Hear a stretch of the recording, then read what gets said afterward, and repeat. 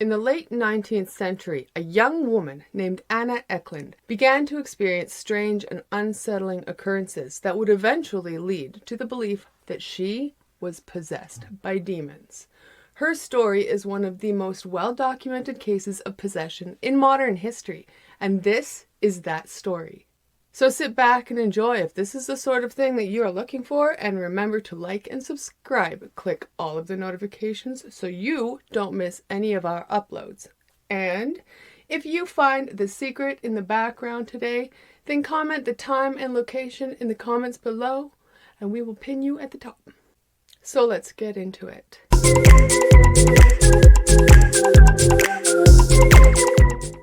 Anna's first feeling of disgust and aversion to religious objects began when she was only 14 years old. She was born in Marathon, Wisconsin, and was raised as a Catholic, but she faced a problem. Anna could not enter churches because something unknown or something unseen seemed to hold her back. She was a religious girl and wanted to be able to attend the church services, but every time she tried to enter, it felt like her feet had turned to stone and she couldn't move forward, or she would become so violently ill she would have to turn away from the church and go home because she just didn't feel good. With every step she took throughout her life at that time, Anna heard disturbing whispers in her ear that commented and suggested all kinds of evil acts that seemed to be urging her to do horrible things. And so Anna was beginning to feel like she was losing her mind. But she wasn't losing her mind because Anna was possessed by demons. Anna was very ill when Father Resinger arrived in 1912. Father Resinger believed that a demon possessed Anna, and 7 of this demon's smaller demons were also possessing her at the same time. And so Father Resinger knew that an exorcism would be difficult enough with one demon to remove. But the stakes were much, much greater, with Anna being possessed by 8 demons at once. Resinger was well aware of the high stakes and the potential for an exorcism to cause a problem. He knew he needed help with this, so he sought the advice from his friend Reverend Joseph Steger of St. Joseph Parish in Erling, Iowa, and during their discussion, they decided to take Anna to an isolated convent run by the Franciscan sisters to ensure privacy and protection, because at this point, they believed that Anna's soul was on the line. They needed to save her from eternal damnation. And they were also concerned about the risk of intense local backlash because not everyone believed in demonic possession. After receiving permission from the Mother Superior, the Reverend brought Anna to the convent on August 17th, 1928. And together they started making preparations for Anna's exorcism. But when Anna arrived at the convent, she recoiled in disgust at the building, struggling to turn away and leave, but the Reverend and the nuns wrestled her inside the convent. Inside, they served Anna dinner, which she hissed at in disgust because it had been blessed. Somehow she seemed to know when holy water had been sprinkled on the items while she wasn't there. The following day, the first of 3 exorcism sessions were set to begin. Anna was bound to an iron bed with ropes to prevent any dangerous behavior because possessed people are known to lash out violently, causing harm to the people that are trying to help them or even to themselves. Resinger, who has many years of experience, fully expected her to attack during the ceremony. And so he had the convent's strongest sisters on standby in the room, just waiting to assist him if things began to get out of hand. Nothing, however, nothing had prepared the Reverend for what was about to happen. As the Reverends and the nuns surrounded Anna and began to say the opening prayers, Anna sank into a deep sleep with her eyes shut tight. They then officially began the exorcism rite.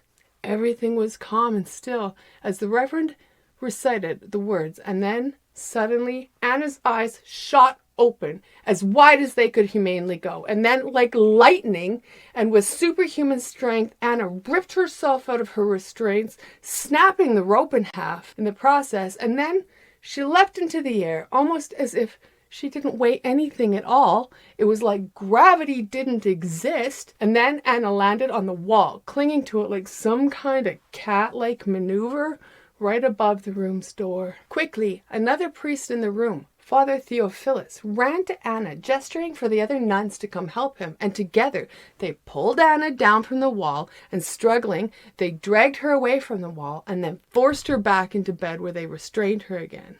And this whole time, Anna was howling like a wounded animal, and that was the end of the first session.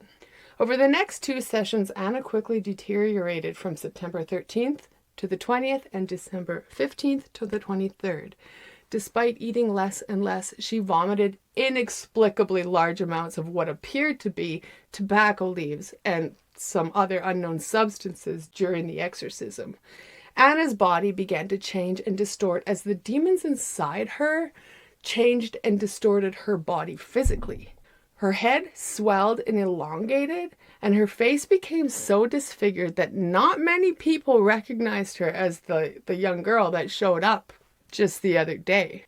By the end, she was a pale, death-like figure. Her body was emaciated, her eyes were glowing like red embers, and Anna's behavior also started to change as the exorcism progressed. In addition to the vomit, she began to produce an uncontrollable amount of urine and feces. Anna reacted angrily to the priests, foaming at the mouth whenever Resinger recited Latin blessings over her. Her body even swelled to twice its normal size on one occasion, making the sisters in the room really worried that Anna might actually explode. Anna began to speak in languages she had never heard before, and began to recall the nuns' and the priests' childhood sins. And so after a short period of time with Anna, and unnerved by the secrets she was revealing about them, several of the sisters requested to leave their home at the convent for a different convent somewhere else. Anna's once soft voice began to devolve into a guttural growl capable of making unimaginable noises. Her body grew heavier and heavier until she was so heavy that the wrought iron frame of the bed that she was laying on actually bent. Even while sleeping, she spoke in strange tongues, cursing God and verbally abusing anyone in the room. But believe it or not, there was some hope, because the Reverend was still able to bring Anna back to her senses using blessings or holy objects, and the longer they worked at exorcising the demons, they believed, the closer they got to the evil inside of Anna. While she was possessed and in and out of consciousness, Anna listed several demons that were inside of her when she was asked about them. She said that Beelzebub was their leader, and she also said that she had been possessed by her incestuous father Jacob and his mistress Mina, who was suspected of being a witch who practiced black magic, and that this possession happened with the assistance of Lucifer. The first exorcism had failed, according to Anna, because Jacob and Mina had poisoned her food with cursed spices. Another demon inside of Anna claimed to be Judas Iscariot, and when he was asked what he wanted with her, he answered with the damning words, "We will bring her to despair so that she will commit suicide and hang herself."